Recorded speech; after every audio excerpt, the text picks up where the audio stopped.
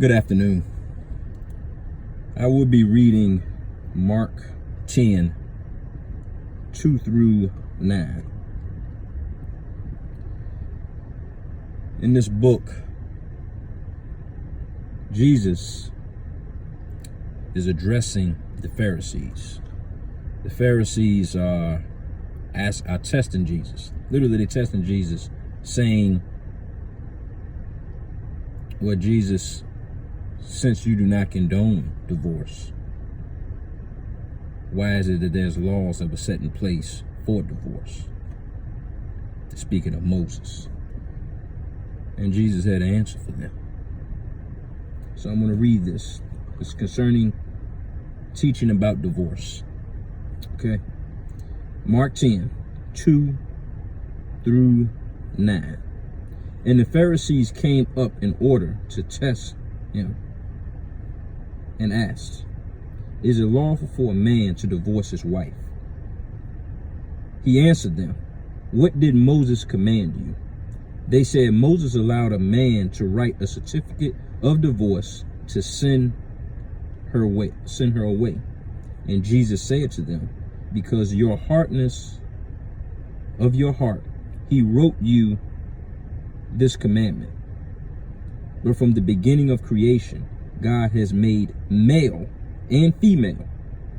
Therefore, a man shall leave his father and mother and hold fast to his wife, and the two shall become one flesh. So they no longer are two, but one flesh. And therefore God has joined together. Let no man separate. Now, in the time of unfortunate, what we call irreconcilable differences, it's quite common for marriages to drift, unfortunately. One day you love somebody, the next day you wake up and all of a sudden you determine that you don't like this person anymore, despite the fact that you've been with this individual for 10 to 15 years or longer. And all of a sudden, you come to the conclusion that I just don't like my wife no more.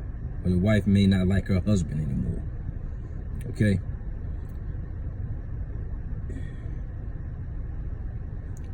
We have to be very careful.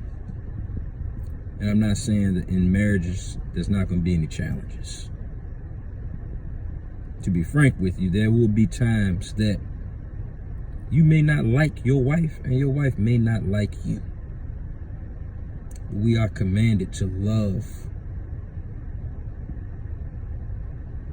We are commanded to love our spouse. From the very beginning, marriage was always put in place by God as a covenant between man and woman. And although maybe society has changed, marriage has not changed. That's why I call it marriage. Some people may call it traditional marriage. To me, marriage is marriage between man and woman. And it's a covenant. A covenant is a promise. It's a pastor that I listened to by the name of Dr. Tony Evans. And in one of his podcasts, he mentioned that we're so quick to go to the church to get married in front of God. And even quicker to go to man for divorce. You see, when I say there are going to be times that you may not like your spouse, there are going to be those times you have those heated arguments. Okay, but marriage has always been a covenant, and it was created by God. So the last place you should go to if you're struggling in your marriage is a friend of yours who's already then had struggles in their past relationships and marriages. So you're going to go to them and air out your grievances concerning your marriage. Now, I'm not saying you can't go to your friends for advice. You can't go to your brother and sister for advice. What I'm trying to say is they shouldn't have the final determining say on how your marriage should go. Brothers and sisters, if you're having marital issues, there's many places you can go to, but you need to try to settle them amongst yourselves. Meaning this, if you have to get help, and there's nothing wrong with getting marriage counseling, okay? You can go to a pastor for marriage counseling. The reason why I suggest you can go to marriage counseling that's not pastors. The reason why I suggest a pastor or a reverend, even perhaps the minister that maybe even married you, you want to find someone that's going to value marriage from God's perspective. It's easy to get professional help, but not all professional help is godly help. You understand what I'm saying? Not all professional help is godly help. Yes, we do live in a time that is irreconcilable differences.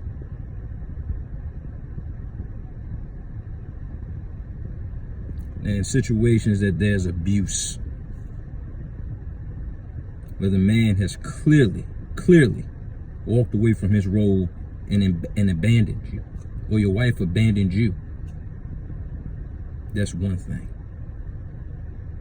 But because all of a sudden y'all have a disagreement and you determine that, you know what, this is just not what I thought it was, what you thought it was going to be.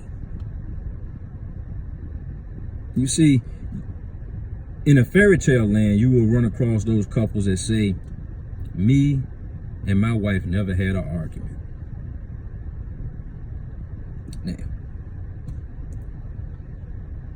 Now, they'll put their relationships out there and say, we're so happy and this and that. But let's be real. Let's be real. In marriage, there will be some times that you're just not going to see eye to eye. There are going to be some blow-ups. There are going to be some challenges. And I mentioned even, we talking about divorce. As far as for divorce was created, that law through Moses, due to the hardness of our hearts. So if there was infidelity, that law was put into effect where you could walk away from your marriage.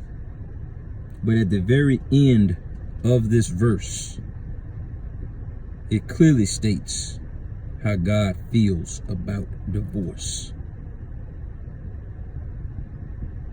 And I have seen marriages survive infidelity. You may run across a friend, as soon as they cheat on you, you need to go. Okay?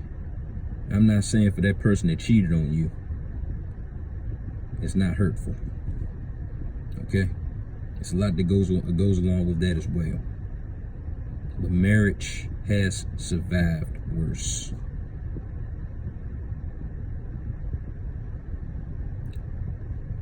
Be careful who you go to for help when it comes to dealing with marital affairs. And if you can settle them amongst yourself, the last thing you need to do, and I tell friends that's about to get married, they ask me for advice. The last thing you need to do when you have a disagreement is carry your issues to your mother and your father. Settle them amongst yourselves. Don't take your problems to your parents' house. Because at the end of the day, guess what?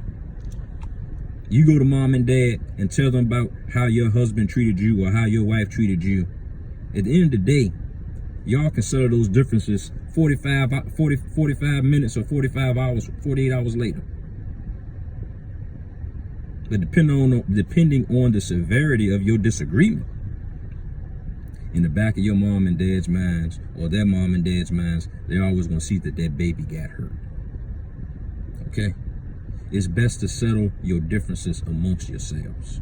And when you need help outside of that, make sure if you can't go to a pastor or professional help, go to someone, a brother and sister in Christ, who has your best interest, meaning your marriage, in mind. Because you may run across those friends that tell you to bail out on your marriage the first time there's smoke. Leave him. He's not worth it. Leave her. She's not worth it. Be mindful. Because if you go to a bunch of single folk who don't have a man, okay, or for you men out there, or for you women out there, you know, you may go to your girlfriend and tell them about your husband. They don't have a man. They're struggling with their own issues, and vice versa. Understand this. If you have some friends, some brothers and sisters in Christ who are married, I would hope you would talk with them first. They may feel comfortable enough to share with you some of the struggles they went through and how their marriage survived. At the end of the day, be careful of how we involve others in our marriage. Marriage, again, is a covenant created by God between man and woman. Nothing has changed. In God's eyes, nothing has changed. Value this. This is important. Have a very blessed day.